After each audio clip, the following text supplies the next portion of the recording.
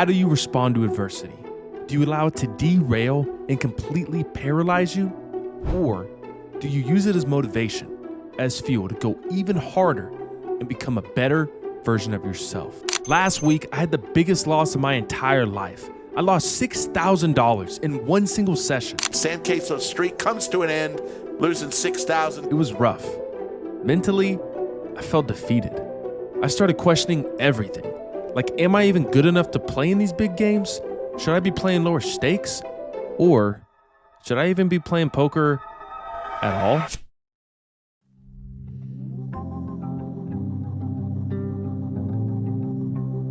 Here's the thing about poker. There's gonna be swings. Sometimes you'll be on the right side of them, and other times you'll be on the wrong side of them. What's important is that you don't get too high when things are going well. You don't get too low when things are going bad. You gotta stay even keeled. All right, first session back. Last session, I got smacked for $6,000. So that was really fun. That was a blast. Really enjoyed missing every draw and losing just about every single hand. So yeah, I've said this before. I think some downswings and some losses are self-inflicted. I think it's your mentality. And I am currently fighting against my own thoughts right now. I'm trying to get that out of my head. This is a brand new day. It's a brand new session. I just need to go in here and book a win.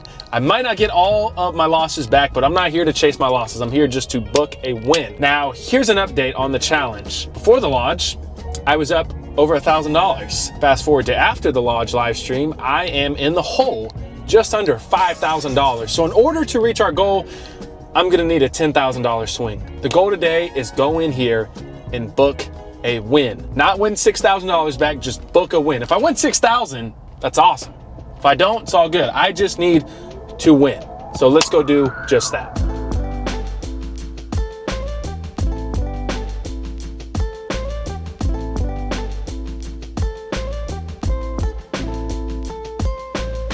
I get $1,000 in chips and take my seat. My first table looks good.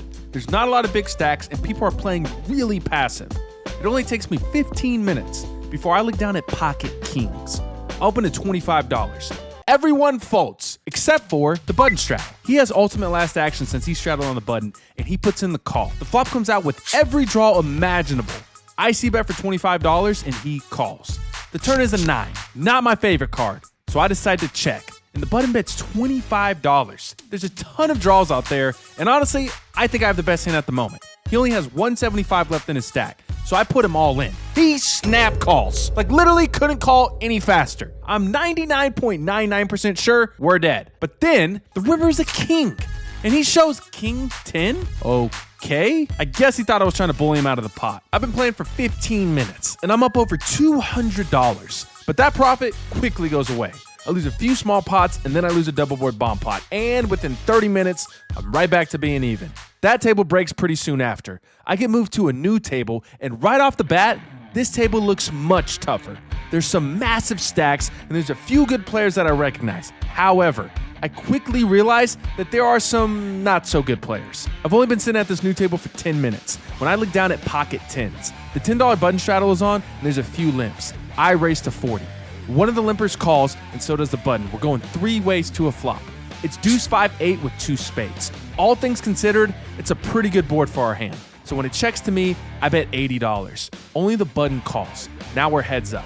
The turn is a 3 of clubs. I still think I have the best hand, so I size up and bet $210. He snap calls. A snap call in lower stakes typically means they're on a draw. So we're looking for a river that's not a spade or an overcard, which is a lot to ask for, but the dealer comes through.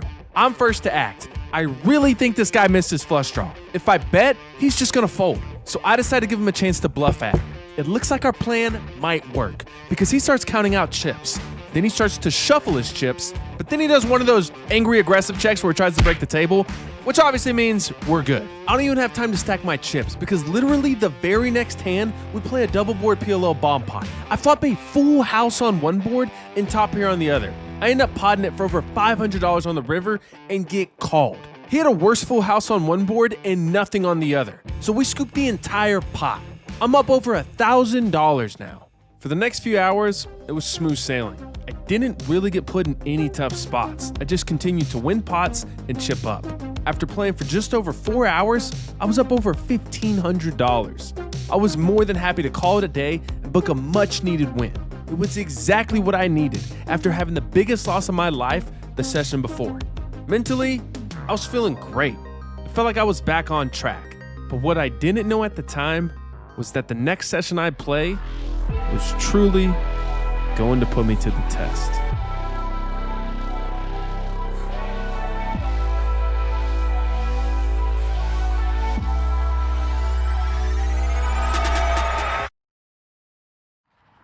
Yeah, that one stings. Gosh.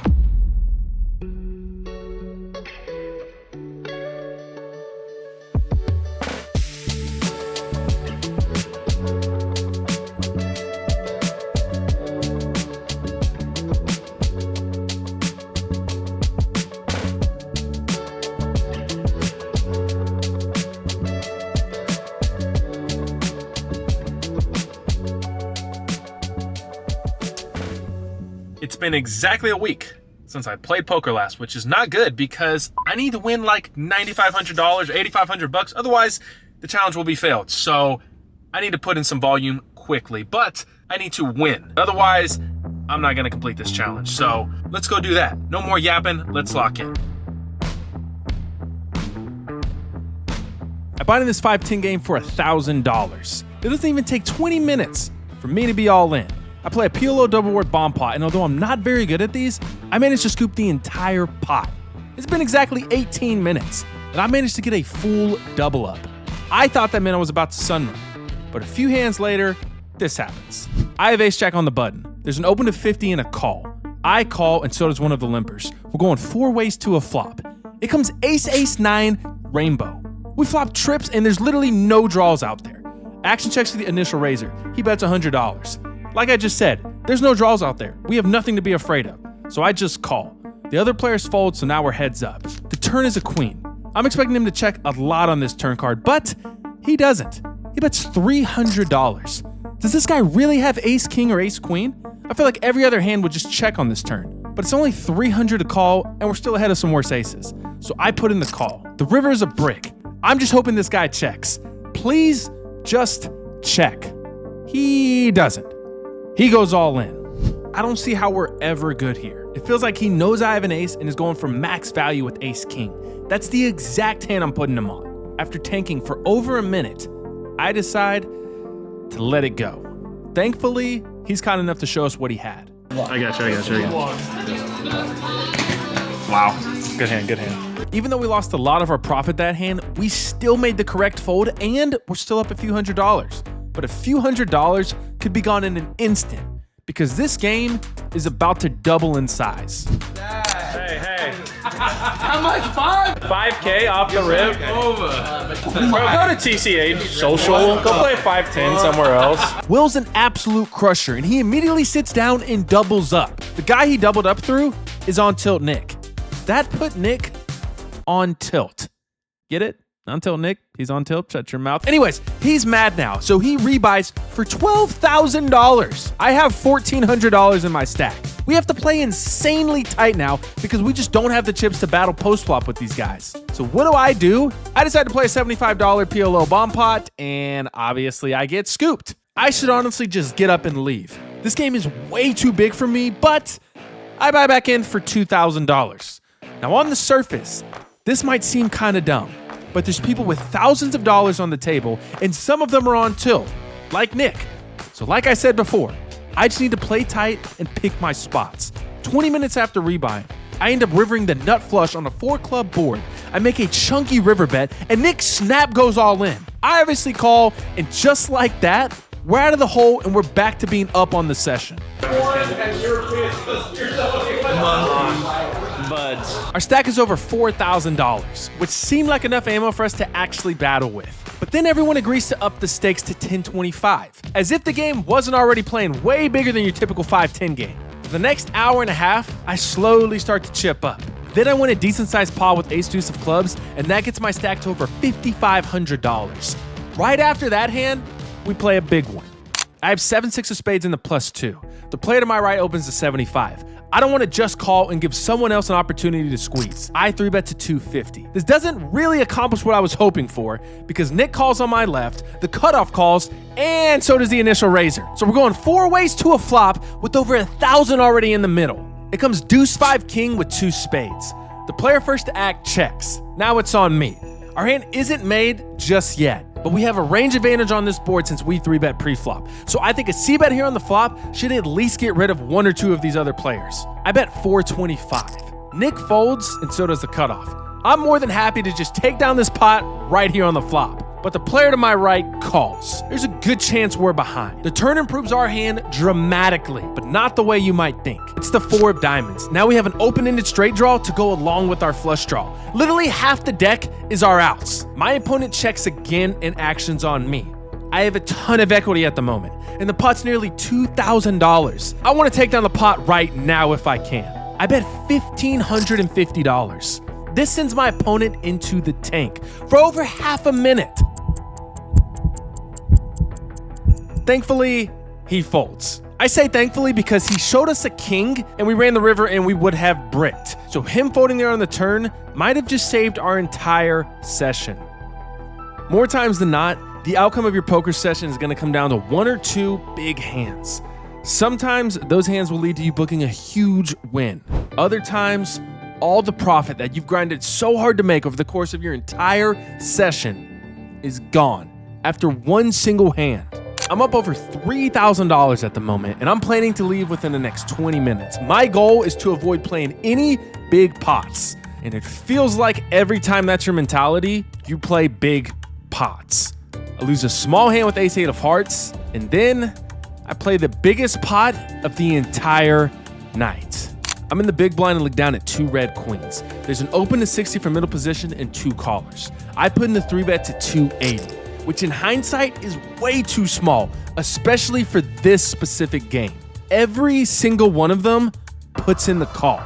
We're going 4 ways to a flop with nearly $1,100 in the middle.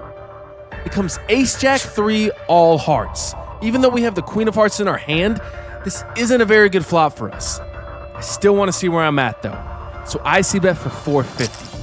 The player next to act calls. The other 2 players fold. We're heads up now, and most likely need some help. And help is what we get. Now we have middle set, and based off the action on the flop, we should have the best hand right now. I think my opponent has 2 pair with a hand like ace-jack, or has a hand like king-jack or king-queen with the king of hearts. I want to keep putting money in the middle while we're most likely ahead. I bet $1,250. This puts my opponent in the blender. He genuinely looks confused. Then he asks me this. Got aces, Sam? I'm feeling amazing now. When he asks me if I have aces, I literally know I have the best hand because that means he can't beat aces. At least, that's what I thought. What happens next completely changes all of that. If you don't want it, let me take it. No, fuck no, I want it. I was going twice. Up to you. I'm flush. We're good right now. He somehow has a flush. This is worst case scenario. He hasn't shown his hand yet, so I don't even know if our hard outs are even live. If they are, we have a total of 17 outs. But even with all of those outs, we're only going to win this hand 34% of the time. The other 66%, we're going to lose. We're running it twice. The first river is an 8. We're guaranteed to lose half the pot now, but we still have one more chance to at least chop. I've grinded all night to book a win, and now our entire night comes down to this one card.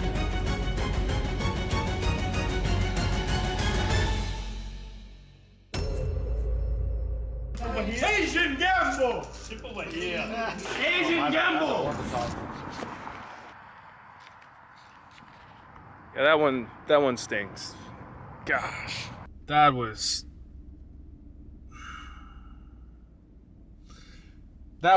pretty disgusting. I can't even lie.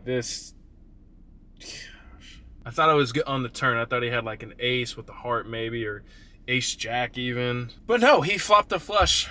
We run it twice. I don't hit a heart. Board doesn't pair. I get scooped, and that's kind of been the story for the past week or two since the lodge. I mean, We had that win at the fort, which was good, but oh, that's been wiped away now. So the odds of us hitting our goal for this challenge are slim to none, not gonna lie. Yeah, I don't know what I'm gonna do. Like, I kind of want to just take some time off from playing, but if I do that, definitely not gonna hit the challenge or complete the challenge. But if I keep playing, it might just keep getting worse. So can't win them all, folks. That's poker. We're still locked in though, boys. All right, I don't know what I'm gonna do. I'm gonna figure something out. I'm gonna lock back in. So until next time, shut your mouth, stay locked in. Peace.